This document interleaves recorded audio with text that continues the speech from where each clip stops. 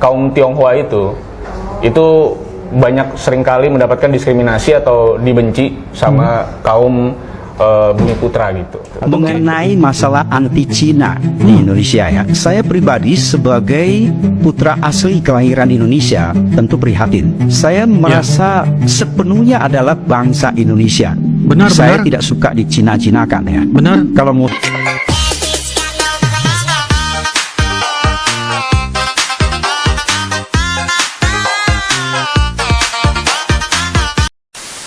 mengenai masalah anti Cina di Indonesia ya, saya pribadi sebagai putra asli kelahiran Indonesia tentu prihatin. Saya merasa sepenuhnya adalah bangsa Indonesia. Benar, saya benar. tidak suka dicina-cinakan ya. Benar. Kalau mau sebut saya, ya sudah keturunan Tionghoa.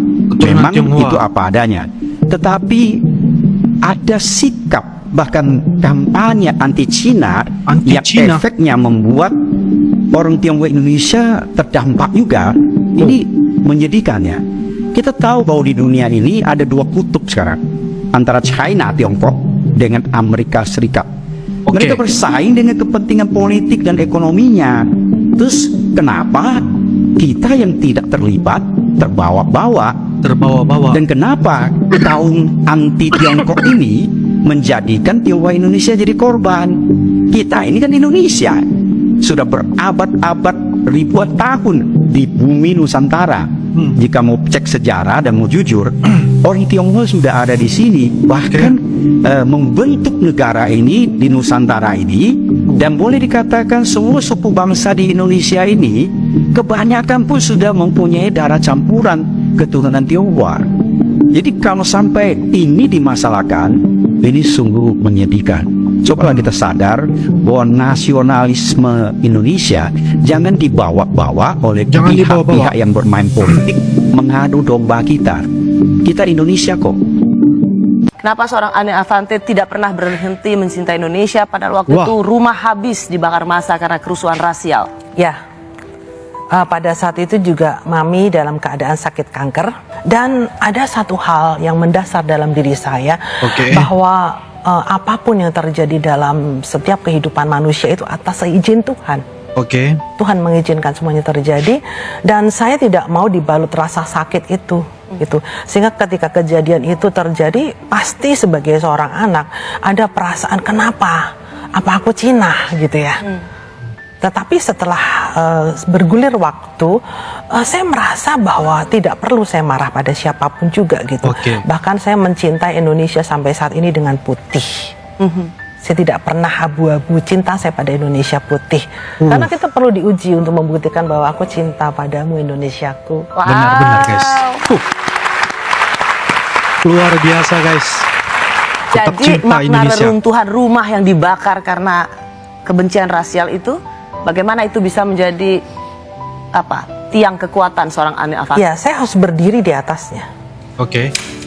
Dan disitulah letak pijakan saya bahwa saya menjadi kuat, karena saya ingin menjadi contoh pada yang lain. Ketika semuanya habis, disitulah dimulai sebuah perjuangan baru. Dan hingga hari ini ada sesuatu karya yang saya buat untuk Indonesia, untuk bangsa ini gitu. Dan itu dibuat oleh seorang yang dulunya mungkin dibuli-buli, bahwa jadi apa kamu dengan hanya berbekal ijazah SMP? Nyatanya orang nomor satu di Indonesia. Sebuah karya untuk beliau, dan ini menjadi sebuah gambaran yang pasti bahwa kita tidak bisa menengok ke belakang terus-menerus, tetapi kita sebentar dan kita melihat bahwa di belakang ini begitu banyak orang yang seperti kita dulu. Kita berikan contoh konkret bahwa saya bisa. Jadi akhirnya itu membuat saya menjadi termotivasi bahwa saya sekolah hanya SMP. Tetapi dari puing-puing reruntuhan itu, disitulah saya berpijak bahwa saya bisa. Saya bisa menunjukkan bahwa dunia seni itu biasanya orang dikatakan bodoh, bisa nyanyi bodoh, bisa jahit goblok gitu ya, bisa gambar itu bukan orang pinter gitu. Tetapi orang bodoh pun bisa cerdas gitu. Ya. Saya tidak bisa komputer, tidak bisa ngerti internet, tidak bisa pakai iPad. Tetapi bukan berarti mujizat tidak terjadi bagi setiap orang percaya. Wow. Termotivasi ya guys.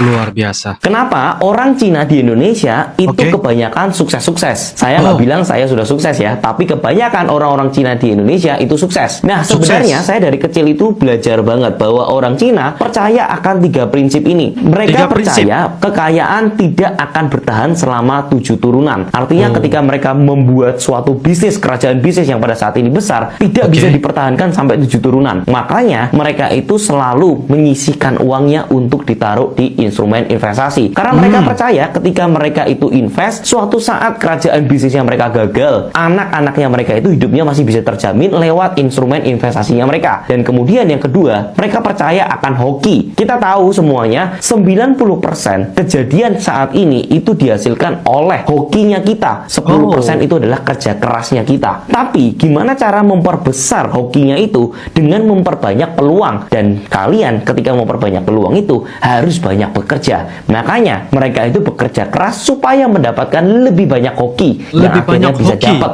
suatu saat nanti. Yang ketiga, Bentar guys, apa artinya hoki itu guys? Karena apa yang saya dapat dengarin sebentar tadi yang dikatakan itu adalah merupakan salah satu tuah ya guys ya, ataupun keberuntungan buat mereka keturunan Tionghoa yang berada di Indonesia. Hoki ya, silakan tulis di ruangan kolom komentar ya guys ya.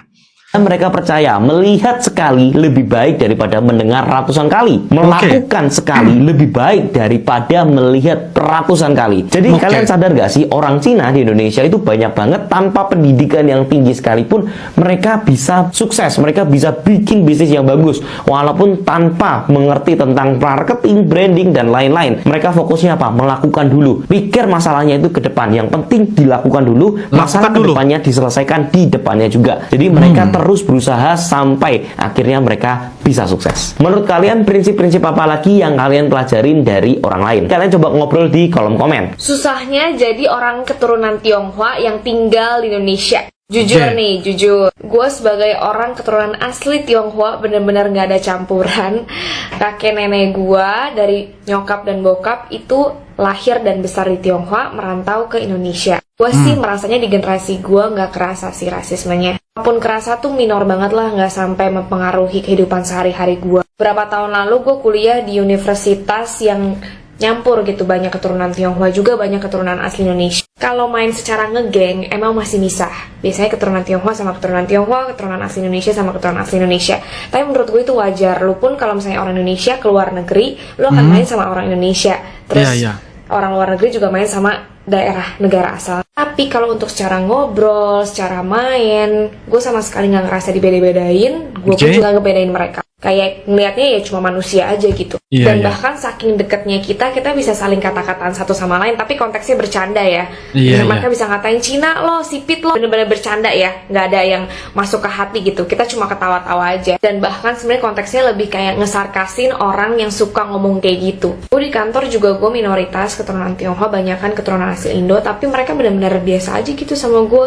Gue pun biasa aja sama mereka. Kalau di generasi orang tua gue mungkin lebih kerasa, tapi kalau di generasi gue sih, gue ngerasanya nggak ada yang sampai mengganggu hidup gue. Cuman kalau sampai sekarang untuk kayak pernikahan, orang keturunan Tionghoa masih memilih untuk bersama dengan orang keturunan Tionghoa juga. Tapi Iya. kayaknya itu wajar ya. Jadi so far gue ngerasa nggak susah sih jadi keturunan Tionghoa di Indonesia. Kayaknya Tidak susah. mengarah ke arah yang lebih baik sih makin lama. Which Iya. is good. Gue harap kedepannya kalau bisa makin lama makin nyatu sih, dan rasisme makin nggak ada aja gitu. Karena buat apa sih kita perang-perang rasisme kayak begitu? Orang kita sama-sama manusia. Gue juga Benar. nggak milih dilahirin sebagai orang keturunan Tionghoa. Chinese di Indonesia itu ada lebih dari 10 juta orang, guys. 10 Itu juta yang ya. ngaku ya. Yang nggak ngaku alias yang mungkin udah keturunan, pastinya jumlahnya akan lebih banyak daripada itu. Oke, nah, lebih banyak kenapa dari itu. banyak Chinese di Indonesia? Yang pertama, sejarah perdagangan. Pedagang China udah berabad-abad lalu datang ke Indonesia untuk Oke. berdagang rempah-rempah dan juga tekstil dan barang-barang lainnya. Intinya berdagang lah ya. Nah, beberapa dari pedagang ini ada yang memutuskan untuk tinggal di Indonesia dan memilih untuk menetap di sini. Terus, seiring dengan berjalannya waktu, banyak yang kawin campur dengan penduduk setempat. Kedua, penjajahan Belanda. Selama Penjajahan masa Belanda. penjajahan Belanda di Indonesia, para pedagang Tionghoa didatangkan ke Indonesia untuk bekerja sebagai buruh, guys. Bisa dalam perkebunan, pertambangan, proyek konstruksi, dan lain-lain. Nah, hal ini menyebabkan peningkatan Chinese di Indonesia yang cukup signifikan. Yang ketiga, ada migrasi. Ada migrasi. Abad ke-20, banyak orang Tionghoa datang ke Indonesia untuk menghindari gejala politik dan ekonomi yang ada di China. Aku pernah bahas ini juga, kenapa banyak Chinese di mana-mana ya, dan ini salah satu poinnya juga. Banyak dari mereka jadi pengusaha ya. Ya. Oh iya, kalau kalian pengen tahu tentang sejarah kakek aku datang ke Indonesia, aku bikin di video terpisah ya. Karena cukup menarik pas aku dengar ceritanya dari papa.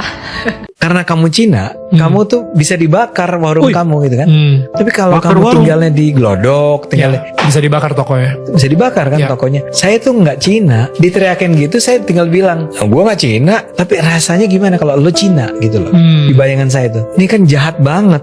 Terus saya punya temen yang Cina-Cina yang baik. Kenapa harus dimusuhin nih orang-orang Tionghoa ini?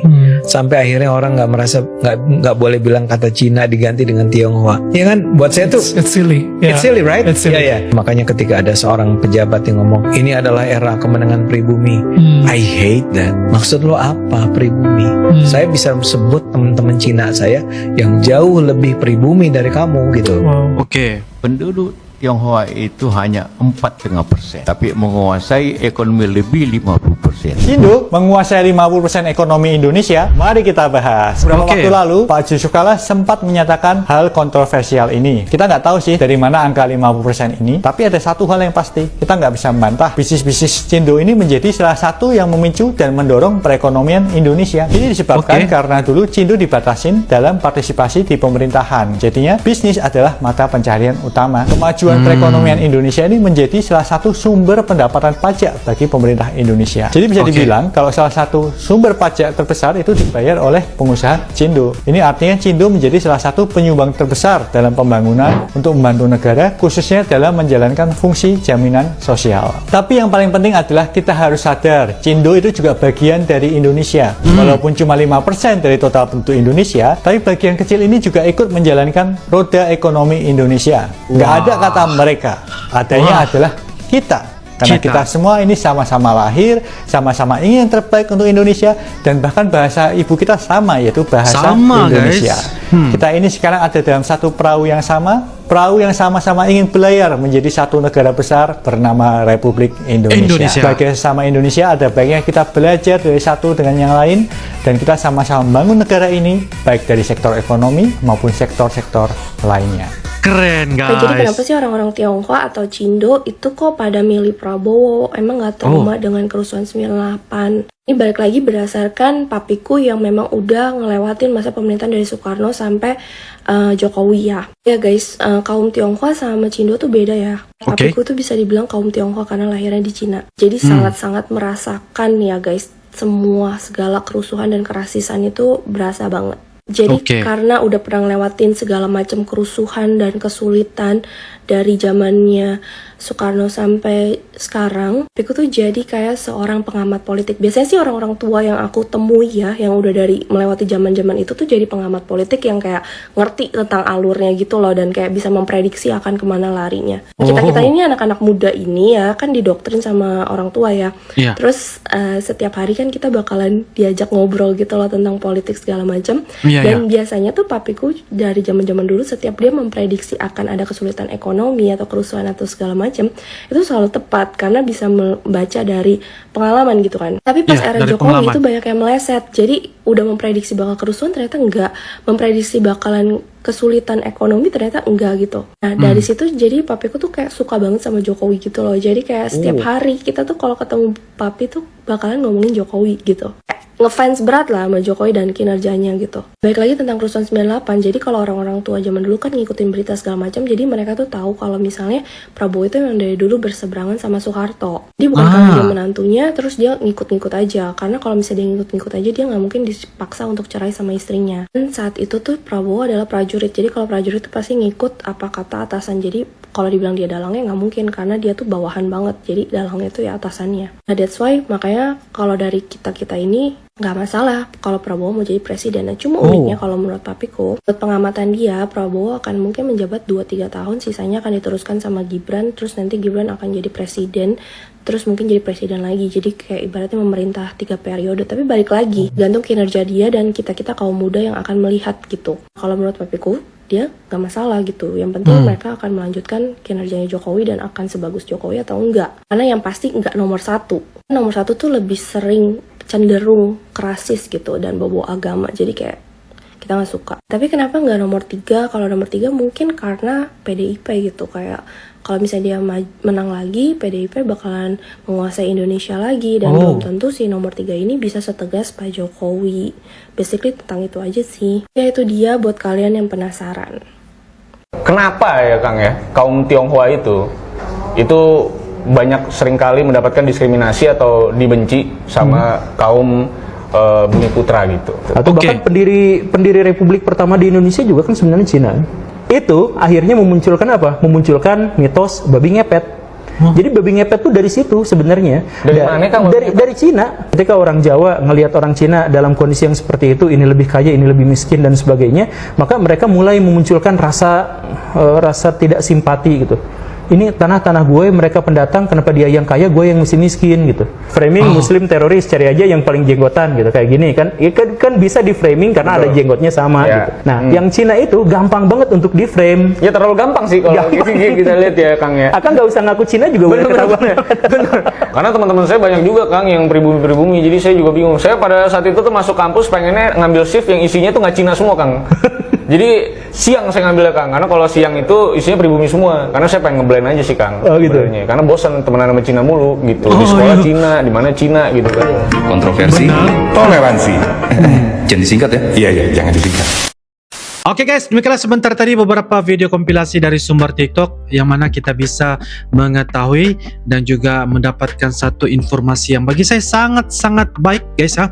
Sangat-sangat baik karena kita bisa melihat bagaimana intinya yaitu orang Tionghoa di Indonesia guys, tetapi mereka ini adalah sebagai bangsa Indonesia juga ya guys ya, walaupun berbeda dari segi fisiknya dan sebagainya, tapi mereka berada di layar yang sama, di perahu yang sama, berada di tempat yang sama, dilahirkan tempat yang sama yaitu di Republik Indonesia dan mempunyai satu bahasa yang sama guys, yaitu bahasa Indonesia. Jadi itulah yang diungkapkan oleh keturunan Tionghoa di Indonesia, yang mana mereka tidak mau dicina-cinakan guys, tidak mau dianggapi sebagai orang yang berbeda-beda, tapi mereka ingin menjadi ataupun dipanggil sebagai bangsa Indonesia guys. Mereka dilahirkan di Indonesia, mereka makan hasil pertanian di Indonesia dan segala macam lah guys ya. Jadi itulah yang membuatkan mereka dari segi nasionalisme mereka guys begitu semangat, begitu tinggi sekali guys. Jadi itulah yang membuatkan orang keturunan Tionghoa ini sangat-sangat merasa sangat bangga dianggapi sebagai bangsa Indonesia. Mereka adalah bangsa Indonesia guys ya, cuma hanya yang membedakan adalah dari segi fisiknya mereka yang berasal dari negara Tiongkok, tetapi kalau kita lihat dari segi catatan sejarah, nenek moyang mereka terdahulu guys, mereka berdagang ke Indonesia, yang menjadi pengusaha Indonesia, membawa rempah-rempah dan akhirnya mereka kayaknya kawin campur dan sebagainya, maka terlahirlah generasi-generasi pada hari ini. Dan hari ini guys, generasi itu menganggapi mereka adalah sebagai bangsa Indonesia. Mereka tidak mau sebagai orang dikatakan sebagai Cina-Cinaan ya, ataupun berbeda dari warga pribumi yang seperti mana yang ada di Indonesia. Itu adalah hal-hal yang sangat luar biasa dan bisa untuk mendapatkan motivasi juga ya guys ya. Dan segala macam ini juga dijadikan sebagai satu panduan bahwa di Indonesia guys, mereka mengamalkan Bhinneka Tunggal Ika, berbeda-beda tetapi tetap satu. Dan juga apa yang saya dapat pastikan, toleransi yang berada di Indonesia begitu sangat-sangat luar biasa. Mereka saling menghormati, mereka tidak membedakan siapakah mereka ini, agama apakah mereka ini dan sebagainya, tetapi mereka tetap satu dan sama-sama untuk membangunkan Indonesia. Jadi guys, itu adalah beberapa hal ya, sebagai orang bilang sebagai satu termotivasi lah ya guys, termotivasi sebagai satu rujukan juga, dan yang paling penting adalah sebagai satu tambahan ilmu dan juga pengetahuan buat diri uncle sebagai rakyat Malaysia. Bagaimana guys? Menurut kalian? Silahkan tulis di ruangan kolom komentar ya. InsyaAllah kita akan bisa ketemu lagi di video-video akan datang guys. Sampai jumpa lagi. I love you Indonesia. I love you Malaysia. Assalamualaikum warahmatullahi wabarakatuh. Dadah. channel YouTube dengan konten yang sibuk mereaksi apapun tentang Indonesia, kami dari Malaysia. Ayo like and subscribe Adi Fasa Eren Channel, Adi Fasa Eren Channel.